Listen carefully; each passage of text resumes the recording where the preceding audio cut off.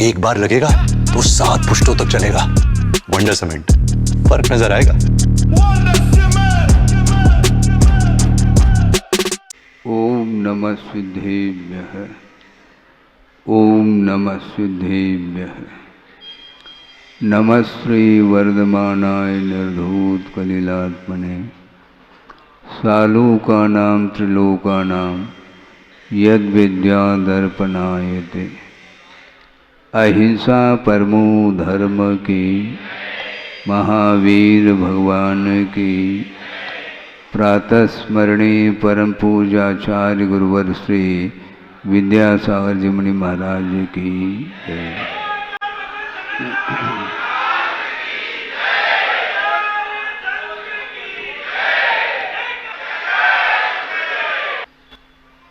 समोशरण का वर्णन ग्रंथों में मिलता है। समोशरण की क्या विशेषता, उसकी क्या महिमा, इसका सर्वांगीण वर्णन प्रथमाण योग आदि ग्रंथों के माध्यम से अवगत हो जाता है। साक्षात प्रभु का दर्शन नहीं हो पा रहा है, ये अलग विषय है, किंतु आगम के प्रति श्रद्धा का भाव जागृत होता है तो ऐसा लगता है कि समोशरण दूर नहीं है। क्षेत्र के अपेक्षा से दूरी हो सकती है। विदेश क्षेत्र जाना चाहो तो आप फ्लाइट से नहीं जा सकते, कोई भी वाहन से वहाँ पर जाना संभव नहीं। ये बात अलग है कि स्वर्गीय जो देव हैं वे अपने विमान के माध्यम से, विक्रिया के माध्यम से वहाँ पर पहुँच जाते हैं और साक्षात उन्हें दर्शन हो जाता है। लेकिन वस्तु तत्व का स्वरूप जब ज्ञात हो जाता है तो समोशरण चाहे दूर हो अथवा पास, जिसके अंदर विषयों के प्रति रुचि नहीं है, उनके लिए प्रभु पास है। और जिसके अंदर विषयों के प्रति रुचि बढ़ती जा रही है तो वह भगवान के पास होकर के भी वह दूर है, बहुत दूर खड़ा है वो। अर्थ ये है कि विषयों का आकर्षण इतना आकर्षण है कि सहजता से उस विषयों को छोड़ने के लिए उसमें बहुत कठिनाई का अनुभव उसे होता है। चर्चा चल रही थी आर्यिका संघ के बीच में। तत्व चर्चा के दौरान हे उपादेय, इन दोनों को लेकर के चर्चा जब चल रही थी तो हे का अर्थ होता है छोड़ने योग्य पदार्थ। आप बैठिए जल्दी, हाँ, क्योंकि आपके प्रति आकर्षण दोषों का हो जाता है। हाँ, बैठिए आप। तो विषयों के प्रति जो आकर्षण है वो कम होना चाहिए, बल्कि समाप्त होना चाहिए। समाप्त तो नहीं हो पाता, लेकिन निरंतर आगम के माध्यम से वस्तु तत्व का स्वरूप जब ज्ञात होता है तब तो कम से कम राग घटना चाहिए। जो छोड़ने योग्य पदार्थ है जब श्रद्धा का विषय बना ही लिया है तो ऐसी स्थिति में उन वस्तुओं के प्रति लगाव नहीं होना चाहिए। जब छोड़ने ही योग्य है तो उसके प्रति आकर्षण क्यों? जो ग्रहण करने योग्य है उसके प्रति तो आकर्षण होना चाहिए। सामान्य व्यक्ति की मैं चर्चा नहीं करना चाहता, किंतु समोशरण में पहुंचा है कौन? चक्री। वहां जाकर के दिव्य ध्वनि का श्रवण कर लिया, साक्षात प्रभु का दर्शन कर लिया, प्रभु की स्तुति भी कर ली और बैठा है, धर्म श्रवण कर रहा है। इसके बाद फिर वहीं बैठा रहता है। क्यों? बाहर जा रहा है। तो भगवान से बढ़ करके और कोई वस्तु है क्या बाहर? साक्षात भगवान के दर्शन करने के बाद भी विषयों का आकर्षण नहीं छूटता है। यही तो असंयम का प्रभाव। सम्यक दर्शन के अभाव में क्या स्थिति बन सकती है या बनती है, उस विषय में कहना ही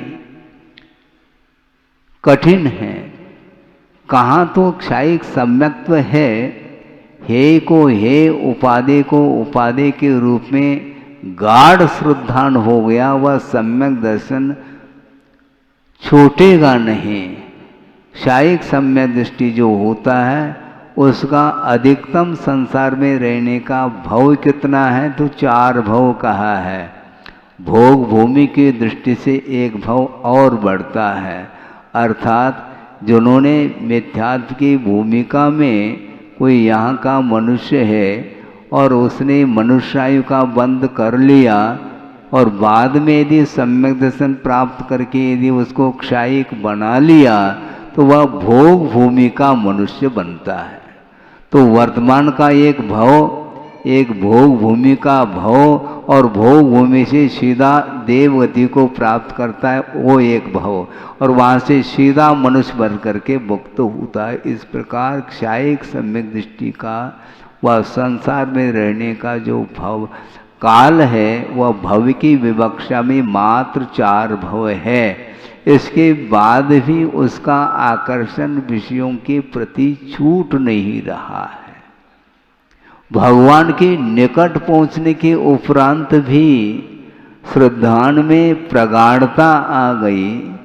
सम्यक दर्शन कभी भी उसका एक पल भर के लिए भी छूटेगा नहीं, किंतु असंयम का ऐसा प्रभाव है कि प्रभु के दर्शन करने के उपरांत भी विषयों की ओर उसका उपयोग चला जाता है और समोशन से वह बाहर जा रहा है। कहाँ? हवेली। वहाँ पर क्या है? कोई प्रभु है क्या वहाँ पर? है प्रभु की फोटो हो सकती, प्रभु तो है नहीं। हो सकता है कोई बिंब स्थापित किया हो तो फिर भी ठीक है। बिंब के दर्शन करने की क्या आवश्यकता है? जब साक्षात ही प्रभु का दर्शन कर रहे हैं तो बिंब की भी आवश्यकता नहीं पड़ती उसको। लेकिन बिंब को लेकर के नहीं, किंतु वहाँ पर जो कुछ भी विशेष सामग्री है वह सामग्री उसको बुला रही है, जल्दी आ जाओ, बहुत समय हो गया, और वह राजगद्दी पर बैठता है। प्रभु सिंहासन पर विराजमान होते हुए भी उस सिंहासन की ओर उनकी कोई दृष्टि नहीं, किंतु चक्री की दृष्टि अभी भी राज्य करने की है। ये संयम का प्रभाव नहीं, असंयम का प्रभाव है। और असंयम की भूमिका में राग का पूर्णतः अभाव नहीं हो सकता। भले ही श्रद्धान प्योर हुआ है कि पंचेंद्र के विषय हमारे लिए अनिष्टकारी है, इसलिए छोड़ने योग्य है, इस प्रकार श्रद्धान तो बना लिया, किंतु अभी भी उसके प्रति चाव है। ये किसका प्रभाव? ये राग का प्रभाव है। तो इसलिए छोड़ने योग्य है। इस प्रकार श्रद्धान करने के बाद निश्चित रूप से उसको मोक्ष प्राप्त करना है, जो उपादेय भूत वस्तु को प्राप्त करने के लिए निरंतर साधना की आवश्यकता पड़ती है। और साधना करने वाला जो साधक होता है उसकी दृष्टि कभी भी त्यक्त पदार्थ की ओर नहीं जाती, क्योंकि जिसको छोड़ दिया उसको थोड़ी ग्रहण करना है। जो अभी तक ग्रहण नहीं किया उसको ग्रहण करना है, वह उपाधिभूत तत्व है। इसलिए केवल मोक्ष प्राप्त करना है।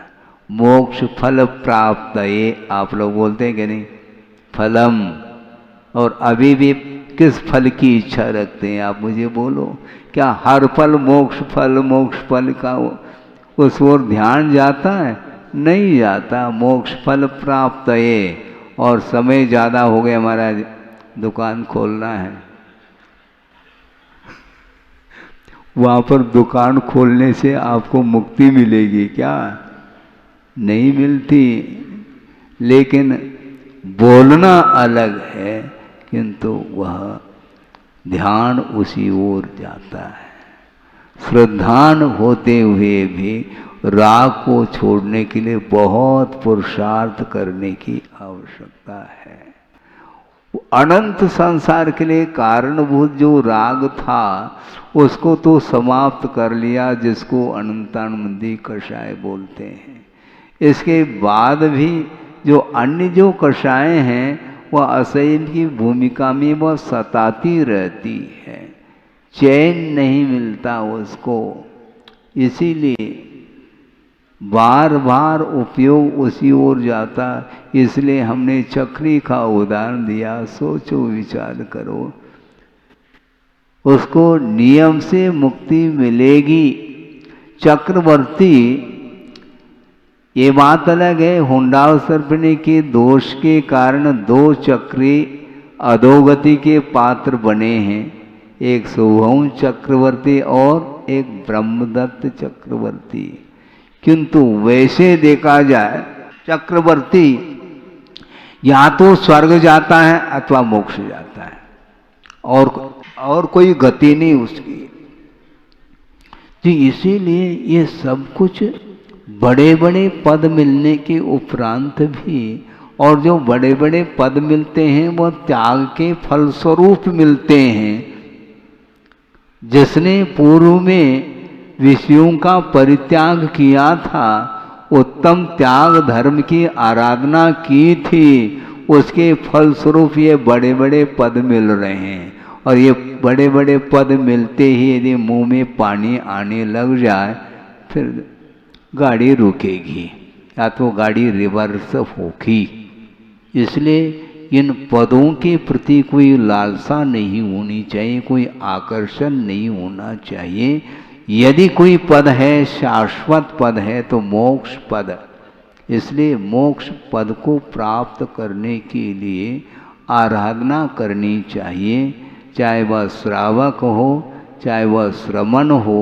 इन सब का उद्देश्य एक ही होता है, होना चाहिए कि अनंत काल से मैं बंधन का अनुभव कर रहा हूँ, पराधीनता का अनुभव कर रहा हूँ, परतंत्रता का अनुभव कर रहा हूँ। इसलिए स्वतंत्र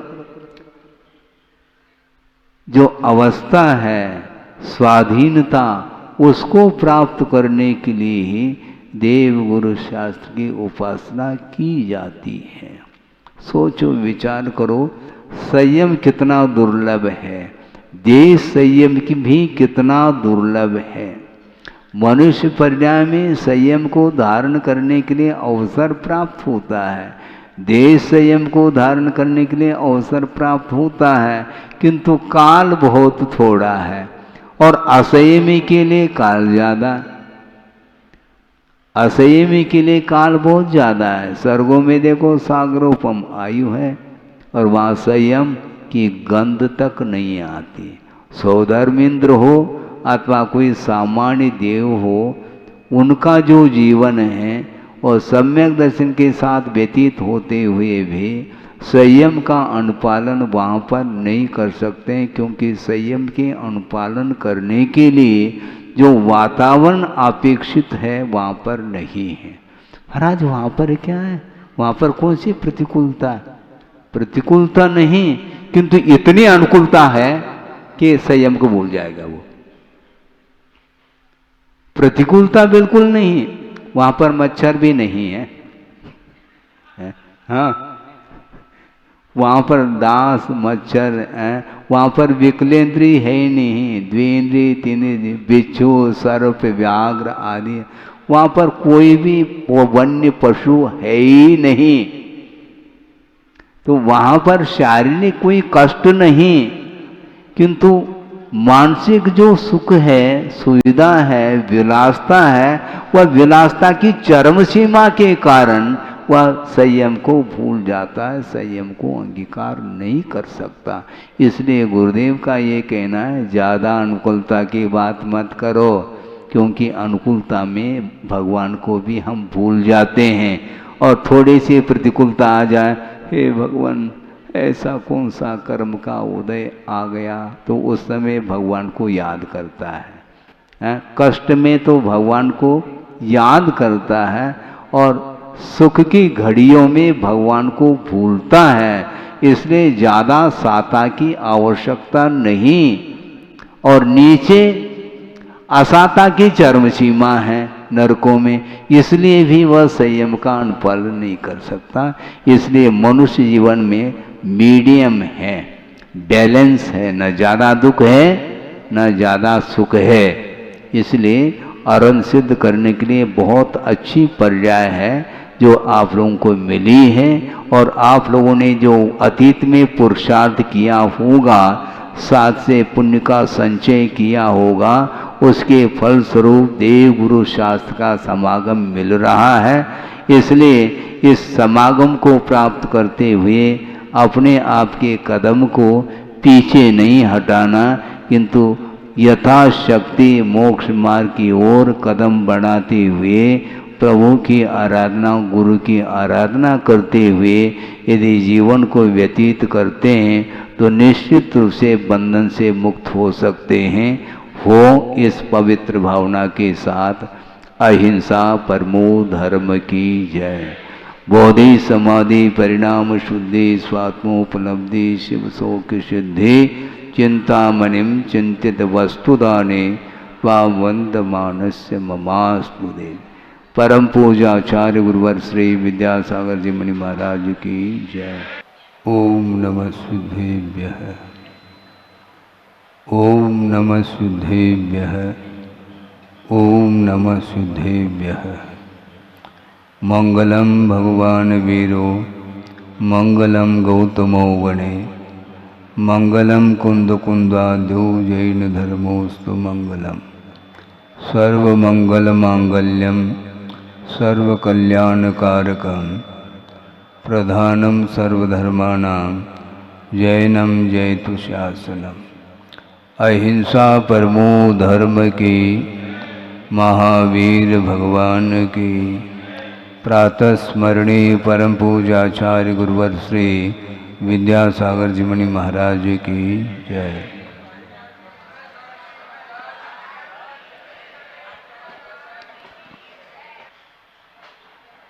आश्रव को रोकने के लिए बहुत सारे साधन हैं। मनोवचन काय की चेष्टा के माध्यम से कर्मों का आश्रव होता है, तो उसको रोकने का नाम संवर कहा है। किंतु वो कर्म रोकें कैसे? रोकने के लिए बहुत सारे साधन हैं। पात्र के अनुरूप अनुप्रेक्षाओं के माध्यम से भी कर्म को रोका जा सकता है। बार बार चिंतन करने का नाम अनुप्रेक्षा है।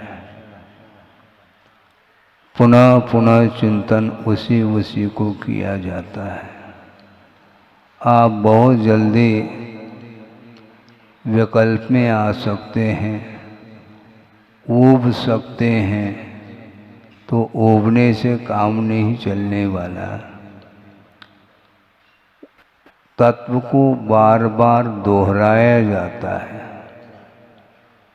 स्वरूप समझने के बाद भी उसी को रिपीट किया जाता है। मरना सबको एक दिन, अपनी अपनी बार। इसके बाद भी ट्रीटमेंट के लिए वह खड़ा हुआ है। अब क्या कहें महाराज, हैं?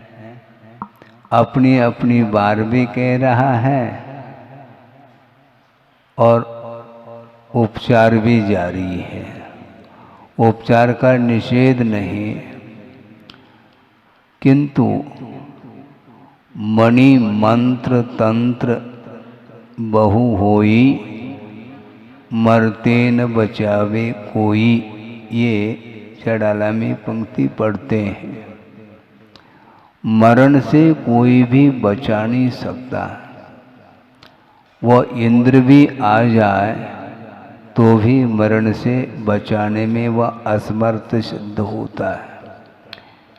यदि देवों के द्वारा, क्षेत्रपाल आदि के द्वारा, मंत्र तंत्र इत्यादि के माध्यम से यदि हम मरण से बचा सकते हैं, ऐसा यदि मानते हैं, तो वह स्वयं इंद्र मरण को प्राप्त हो रहा है।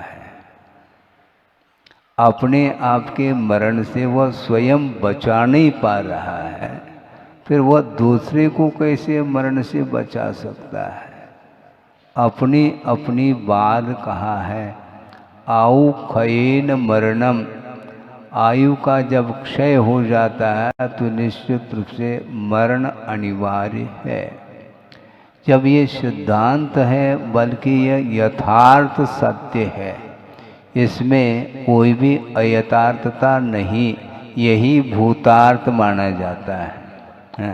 भूतार्थ की चर्चा तो करते हैं कि सत्य क्या है।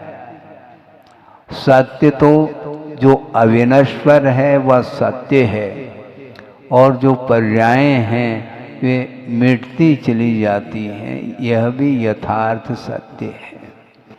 मोह के कुछ चिन्ह हैं, आपने अध्ययन किया हो। कितने प्रकार के मोह के चिन्ह होते हैं, पढ़ा है आपने? थोड़ा सा पढ़ लीजिए, शायद मुझे स्मरण है, प्रवचन सार की वह कारिका हो सकती है कि अट्ठे अजदा गहनम करुणा भावोय मनुयेषु विषयेषु यः प्रसंगो मोहस्येदानि लिंगानि, ये मोह के चिन्ह हैं। मोह किसको बोलते हैं महाराज? मोह की क्या पहचान है, उसकी क्या सिम्टम्स है?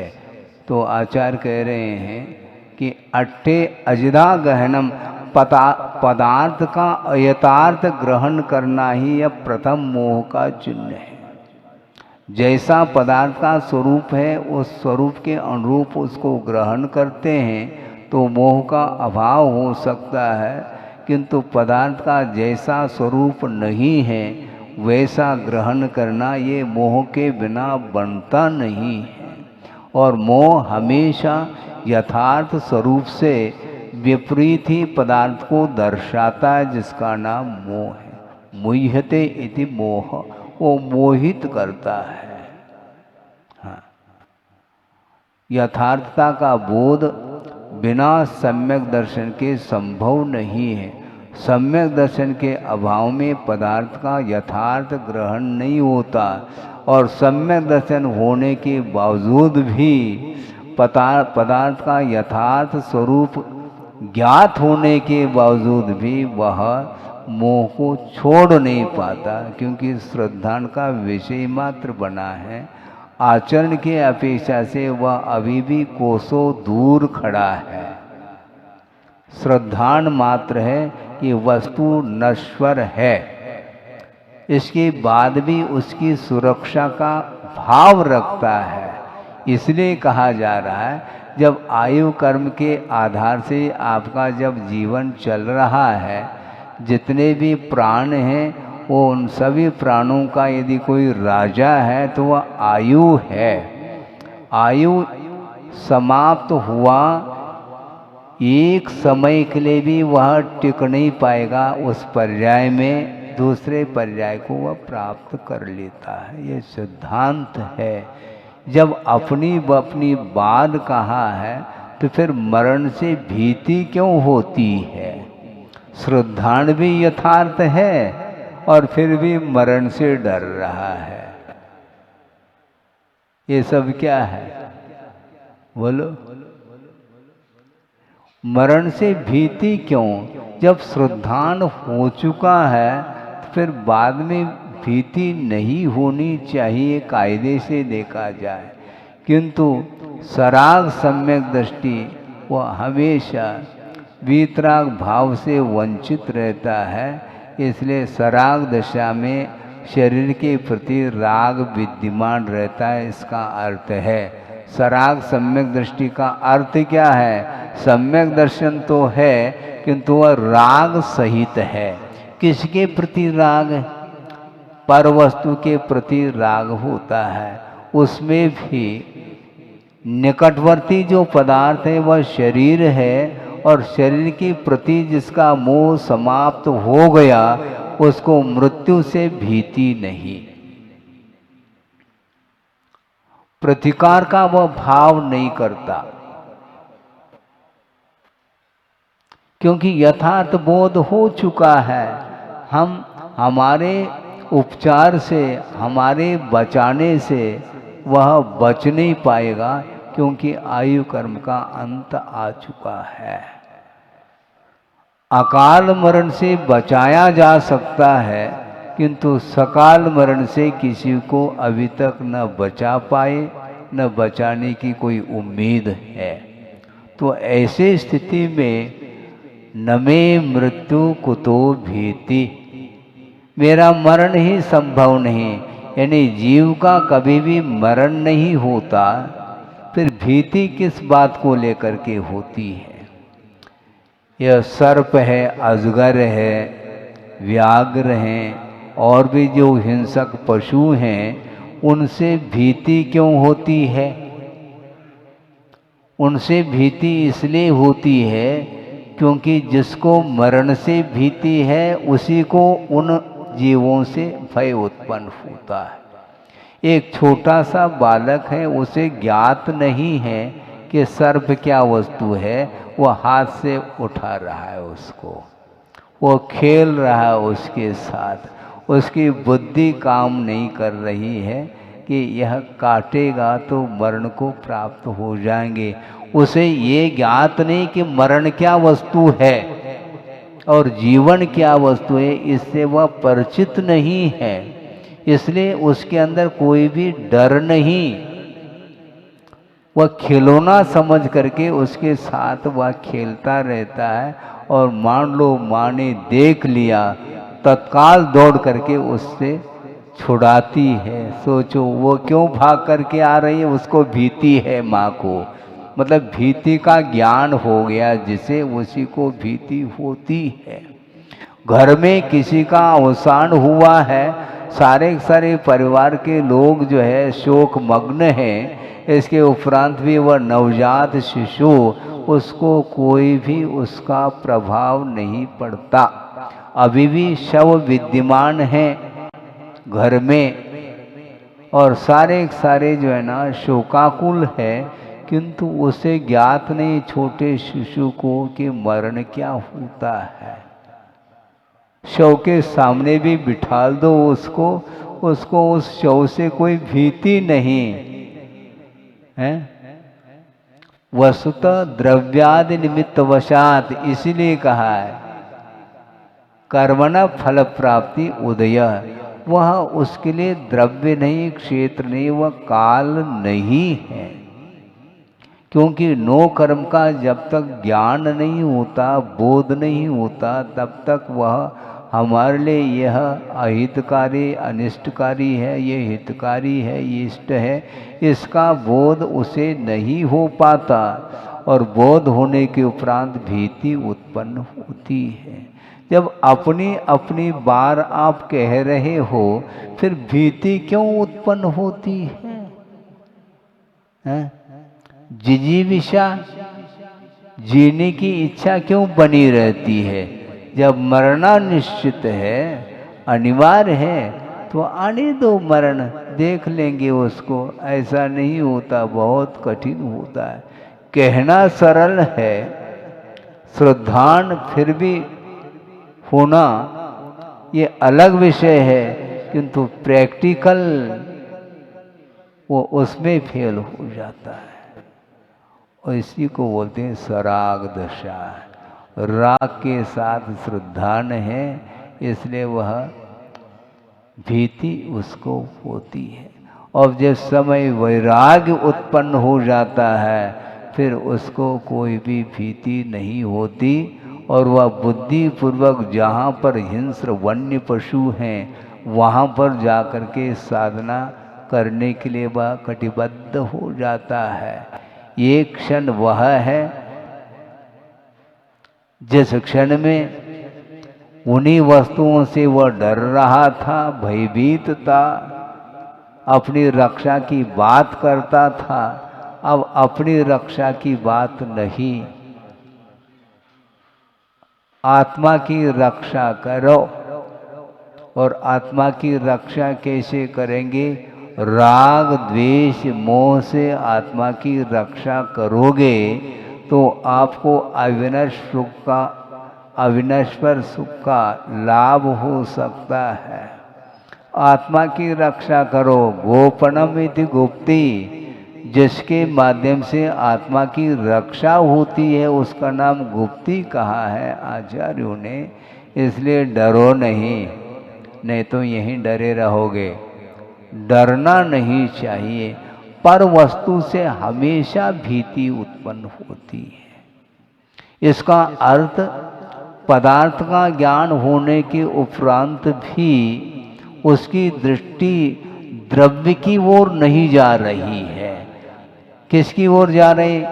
द्रव्य अर्थात धन की ओर दृष्टि जाती है उसकी। द्रव्य अर्थात वस्तु का स्वरूप है, और द्रव्य का अर्थ धन भी होता है। धन के माध्यम से अपनी जीवन की रक्षा करना चाहता है, जबकि धर्म के माध्यम से आत्मा की रक्षा होती है। किंतु यह बात समझ में नहीं आती है, बहुत कठिन है। लेकिन कठिन हो कर के भी निरंतर हम प्रयासरत रहेंगे तो निश्चित रूप से यथार्थ पदार्थ का बोध हो सकता है। इसलिए अट्टे अजिदा गहनम, पदार्थ का अयथार्थ ग्रहण करना यह मोह का चिन्ह है। भूतार्थ अब बोल देते हैं, लेकिन मोह के कारण वह भूतार्थ अर्थात सत्यार्थ वह साइड में रह जाता है और पुनः वह व्यवहार में उलझता चला जाता है। अच्छे अच्छे साधक भी इसमें फेल हो सकते हैं, और फेल होने में आश्चर्य नहीं, पास होने में आश्चर्य है। उत्तुंग पर्वत है और पर्वत के ऊपर तूफान चल रहा है, आंधी जिसको बोलते हैं, और उस तूफान में उस उत्तुंग शिखर पर्वत के शिखर पर यदि किसी ने दीपक जला दी और वह दीपक बुझ जाए, इसमें आश्चर्य नहीं, किंतु फिर भी यदि दीपक जल रहा है तो इसमें आश्चर्य है। उसी प्रकार इस पंचम विषम काल में कोई फेल हो रहा है, इसमें आश्चर्य नहीं। फेल होने वालों की संख्या तो ज़्यादा रहेगी, अल्प बहुत फेल होने की संख्या ज़्यादा, और पास होने वाले तो बिल्कुल एकांत कोई पास हो पाता है। ये स्थिति है। मोह रूपी आंधी चल रही है और सम्यक दर्शन रूपी दीपक को सुरक्षित रखना है। और सम्यक दर्शन रूपी दीपक एक बार बुझ जाए तो पुनः सम्यक दर्शन को हम प्राप्त कर लें, खेल नहीं है, बहुत दुर्लभतम वस्तु है। है, भोजन थोड़ी करना है। हम सम्यक दर्शन प्राप्त कर लेंगे, कैसे प्राप्त कर लोगे? प्राप्त करना अत्यंत कठिन है, क्योंकि मोह के कारण वस्तु तत्व का यथार्थ स्वरूप ज्ञात नहीं हो पाता, और ज्ञात होने के उपरांत भी तदनुरूप अपना जो जीवन है उसमें ढालना और अत्यंत दुर्लभतम माना गया है। इसलिए अयथार्थ वस्तु का जो ग्रहण है वो मोह के कारण ही होता है। मोह का अभाव हो जाए तो पर वस्तु के प्रति दृष्टि समाप्त हो जाएगी। वीतराग सम्यक दर्शन के बिना मोहनी कर्म का क्षय अर्थात अवशिष्ट जो चारित्र मोहनी संबंधी कर्म हैं उनका क्षय करने के लिए संयम की बड़ी आवश्यकता है।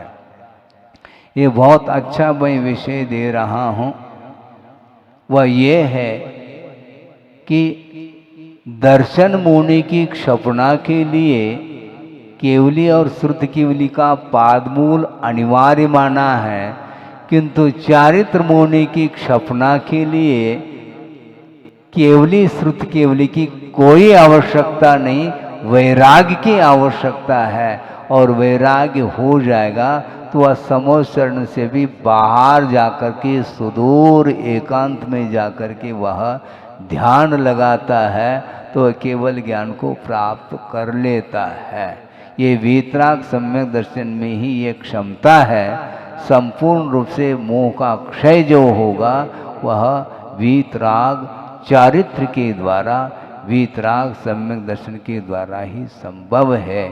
इसलिए सम्यक दर्शन को प्राप्त करना अलग वस्तु, किंतु सराग दशा से ऊपर उठ करके द्रव्य का चिंतन करके वैराग्य को बनाए रखना ये बहुत अलग विषय है। इसलिए भिन्न भिन्न पात्र हैं, उन पात्रों के अपेक्षा से निर्जरा के स्थान भी अलग अलग हुआ करते हैं। एक साधन नहीं है, भिन्न भिन्न पात्र होते हैं।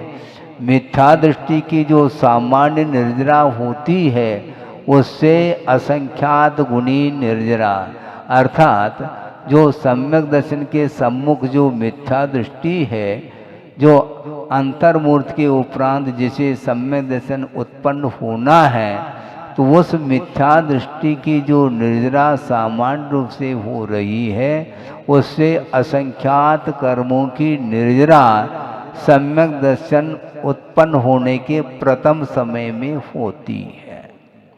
और उसमें जो निर्जरा हो रही है उससे असंख्यात कर्मों की निर्जरा देश संयमी की होती है, उससे असंख्यात कर्मों की निर्जरा महाव्रती की होती है। इस प्रकार ये आगे आगे उत्तरोत्तर लगभग 11 स्थान बताए हैं। ऊपर के स्थानों का मैं वर्णन इसलिए करना नहीं चाहता कि वो बहुत सूक्ष्म विषय है, वह जन साधारण का विषय नहीं होने के कारण ये मुख्य रूप से 2-3 स्थान हैं जिनमें परस्पर में निर्जरा की ओर ध्यान देते हैं तो उत्तरोत्तर निर्जरा की मात्रा बढ़ती गई है। इसलिए सम्यक दर्शन को प्राप्त करना अलग विषय और सराग दशा से अपने आप को ऊपर उठाना ये बहुत कठिन कार्य है। अनुवृत्ति पंचम गुणस्थानवर्ती जो साधक है, मान लो पहले भी हमने एक बार बात रखी थी, पुनः उसको रिपीट कर लूँ क्योंकि अनुपरीक्षा तो हमें करनी है, इसलिए मैं रिपीट कर रहा हूँ। एक क्षुल्लक अथवा ऐलक महाराज हैं, मान लो उसने 8-10 दिन का उपवास का संकल्प लेकर के बैठा है और सामायिक में वह लीन है, और एक इधर महावर्ती मुनि महाराज आहार चर्या को संपन्न करने के लिए निकले हैं और येषणा समिति पूर्वक रसनेन्द्रिय का विजय करते हुए आहार ले रहे हैं और उनकी निर्जना जो होगी उस ऐलक जी से भी असंख्यात कर्मों की निर्जना वो करते हैं। तो इसलिए भोजन करने में निर्जना हो गई महाराज। तुलना किसके साथ की जा रही ये ध्यान रखो। तुलना पंचम गुणस्थान वर्ती जो उत्कृष्ट श्रावक है उसके साथ मुनि महाराज की तुलना की जा रही। तो मुनि महाराज की निर्जरा उस उत्कृष्ट श्रावक से जो ऐलक बन चुके मात्र एक लंगोट शेष है। इसके उपरांत भी पंचम गुणस्थान से ऊपर नहीं उठ पा रहे वो। क्यों? परिग्रह का सद्भाव है। और महाव्रती जो होते हैं संपूर्ण रूप से बाहरी परिग्रहों का विमोचन करके दिगंबरत्व को अंगीकार किया है। तो वह छठे सातवें गुणस्थान में वो विचरण कर रहे हैं। इसलिए आहार लेते हुए भी उस समय वह स्वाध्याय उनका चल रहा है। इसलिए असंख्यात कर्मों की निर्जरा वो कर रहे हैं। तो इसलिए कि वस्तुतः मोह का पूर्णतः अभाव हुए बिना वीतरागता प्राप्त नहीं हो सकती। यहाँ तक कुंद स्वामी ने कहा है वह मुनि महाराज भी क्यों न हो, यदि सराग दशा में आए हैं तो उनकी निर्जरा जो होगी वह वीतराग दशा की अपेक्षा से अल्प मात्रा में निर्जरा होगी। क्योंकि शुभोपयोग आत्मक जो चारित्र की परिणति है उसके द्वारा साक्षात केवल ज्ञान संभव नहीं है। और साक्षात केवल ज्ञान जो उत्पन्न होता है वह वीतराग चारित्र जो कि वीतराग सम्यक दर्शन के साथ अविनाभाव संबंध रखने वाला वह वीतराग चारित्र जिसके माध्यम से वह केवल ज्ञान को प्राप्त कर लेता है।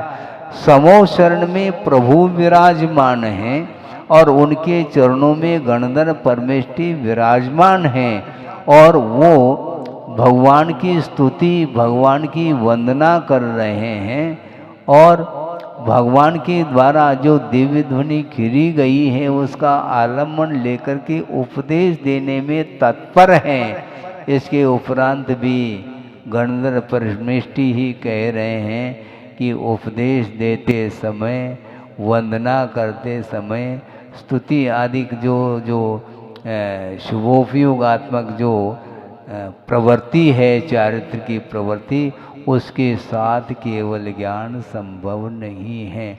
और उनको भी वीतरागता का अनुभव नहीं हो पा रहा है सराग दशा में। और आजकल इस प्रकार की भी चर्चा करने वाले स्वाध्यायशील बंधु हैं जो चतुर्थ गुण स्थान में ही उनको वीतरागता का अनुभव होने लगा है। ये सब क्या है? ये आगम विपरीत चर्चा ठीक नहीं है। आम व्यक्ति की धारणा क्या होगी? इसलिए हमारा सबके लिए यही कहना है कि आप स्वाध्याय करें किंतु जो मूल आगम है आचार परंपरा से आया हुआ जो आगम है उस आगम को लेकर के तत्व चर्चा करो। यदि मान लो ज्ञान नहीं हो रहा है और जिसको आगम का अच्छे ढंग से ज्ञान हो चुका है उनसे आप ज्ञान प्राप्त कर लो तो ज़्यादा बेटर है। अन्यथा अपने मन के अनुरूप ही अर्थ लगाता चला जा रहा है। वह ये कहना चाहते हैं कि महाराज आप वीतरागी हैं तो हम भी कछु हम भी वीतरागी हैं। क्यों? क्योंकि अनंतानुबंधी जो कषाय है सम्यक दर्शन का घात करने वाली वह कषाय है उसका अनुदय हमें भी हो चुका है। तो कषाय के अभाव में वीतरागता आती है तो अनंतानंदी का हमने अभाव कर लिया है इसलिए हम भी वीतरागता के अधिकारी हो गए। ये सब गलत है। क्योंकि पूर्णतः कषाय का अभाव जब तक नहीं होगा तब तक वह सराग दशा बनी रहती है। संपूर्ण कषाय का अभाव हुए बिना अब सोचो वीतराग छदमस्त किसको बोला है? चौथे गुणस्थान वर्ती को बोला है क्या? उमा स्वामी महाराज ने तत्पर सूत्र तो पढ़ लो थोड़ा। महाराज हम तो पर्व के दिनों में पढ़त है, तो पर्व के दिनों में पढ़ लो। फिर पढ़ना नहीं, केवल अर्थ सहित पढ़ने का प्रयास करिए। उमा स्वामी महाराज ने 11वें और 12वें गुणस्थान वर्ती जो साधक हैं, जिनको निर्ग्रंथ संज्ञा है, वो वीतराग छदमस्त माने जाते हैं। क्योंकि छदमस्त इसलिए लगाया है, अभी भी घातिया कर्मों का पूर्णतः क्षय नहीं किया है उन्होंने, इसलिए उनको सर्वज्ञ की संज्ञा नहीं दी गई है। इसलिए वीतराग सर्वज्ञ अलग है और वीतराग छदमस्त 11वें 12वें गुणस्थान वर्ती, जहाँ पर यथा क्या चारित्र का संवेदन कर रहे हैं, उनको वीतरागी कहा है। और आप खड़े हो गए चतुर्थ गुणस्थान वर्ती वीतराग सम्यक दर्शन स्वीकार कर रहे हैं। ये सब कुछ आगम से विरुद्ध चर्चाएं हैं, इनके माध्यम से सम्यक दर्शन कभी भी उत्पन्न होने वाला नहीं। इस प्रकार विपरीत यदि आगम का अर्थ लगाओगे तो फिर वह आगम न रह करके आगमाभास के कोटि में आ जाएगा, ये ध्यान रखो। कुंद कुंद स्वामी ने क्या कहा? कुंद कुंद स्वामी ने गाथा नहीं लिखी, उन्होंने ग्रंथ लिखा है। किसी एक गाथा को आप हाईलाइट करके बिना टीका का आलम्बन लिए यदि अर्थ लगाओगे तो मन गणंत ही अर्थ निकलेगा। भले तुम गणंत का त्याग कर लो, इससे कुछ नहीं होने वाला है। मन गणंत अर्थ नहीं निकालना, उसके माध्यम से मार्ग दूषित होता चला जाता है।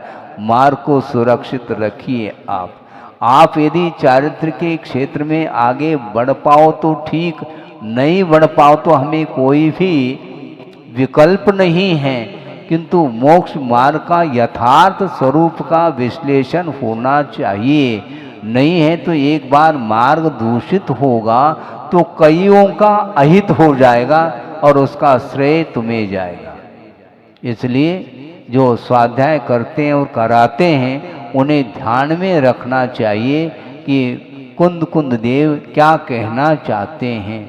सम्यक दर्शन का जहाँ कहीं भी अध्यात्म ग्रंथों में वर्णन आता है, वहाँ पर वीतराग सम्यक दर्शन को लेकर के वो वर्णन करते हैं। और वीतरागता कहाँ से प्रारंभ होती है, वह सारा डिटेल वर्णन आपको समयसार अथवा प्रवचनसार ग्रंथ की टीका में आपको अवलोकन करने के लिए मिलेगा। इसलिए आपको ये चाहिए कि आप अर्थ लगाइए, किंतु मन के अनुरूप नहीं, किंतु आगम के माध्यम से आपको अर्थ निकालना चाहिए। तो मैं ये कह रहा था कि पदार्थ का अयथार्थ ग्रहण करना ये मोह का बहुत बड़ा चिन्ह माना जाता है। और दूसरा क्या है? करुणा का अभाव। करुणा का भाव नहीं, वहाँ पर संधि हो गई है। करुणा भावो यानी करुणाया अभाव, करुणा भाव। करुणा का जो अभाव है वो मोह का चिन्ह है। और कई लोग अर्थ लगाते हैं करुणा का भाव मोह का चिन्ह, ये भी विपरीत अर्थ हो गया। समस्या ये खड़ी हो रही हमारे सामने। कम से कम संस्कृत का ज्ञान भी रखना चाहिए। वहाँ पर समासांत पद है, करुणा यहाँ अभाव करुणा भाव, तो वहाँ संधि हो गई, करुणा अभाव ऐसा अर्थ निकलेगा, ये ध्यान रखो। तो करुणा का जो अभाव है वह मोह का चिन्ह है, करुणा करना मोह का चिन्ह नहीं। भारी समस्या खड़ी हो रही है। और मंच पर बैठ करके वह शास्त्र का वाचन कर रहे हैं। आप सोचो विचार करो, क्या वाचन करोगे? आगम के अनुरूप करो, हित मित और मिष्ट वचनों का प्रयोग करो। अण्वीच भाषणम च पंच, आगम के अनुरूप अर्थ लगाने का पुरुषार्थ करना चाहिए। यदि आपको अर्थ समझ में नहीं आ रहा है तो कोई बाधा नहीं, जिसको समझ में आता है गुरु होते हैं, उनके पास जा कर के आप जिज्ञासा रखिए। जिज्ञासा का स्वरूप ही वर्तमान में बदल गया है। हमें बहुत पीड़ा होती है ये सब सुनते हुए। आज व्हाट्सएप का जमाना आ गया है और जिज्ञासा का समाधान होता है। आगम पढ़ा नहीं और जिज्ञासा रखते चले जाते हैं, और उसका समाधान यदि आगम के आधार से नहीं देंगे तो निश्चित रूप से समाज का अकल्याण हो जाएगा। ये नहीं होना चाहिए। जो गोपनीय विषय है उसको भी व्हाट्सएप के माध्यम से उसका प्रचार किया जा रहा है। ये बिल्कुल आगम विरुद्ध प्रचार माना जाता है। ये धर्म का प्रचार नहीं है। इसको तत्काल रोकना चाहिए, और रोकने के लिए हम आपके लिए आह्वान कर रहे हैं। आपका कर्तव्य होता है, नहीं तो धर्म समाप्त हो जाएगा। जीते जी धर्म को समाप्त नहीं किया जा सकता। बड़े बड़े आचार्यों ने गुफाओं में रह करके आत्म साधना करते हुए आगम की रचना की है, और उसका दुरुपयोग करने के लिए जो खड़ा है उससे बढ़कर के और कोई भी अप्रभावना नहीं हो सकती।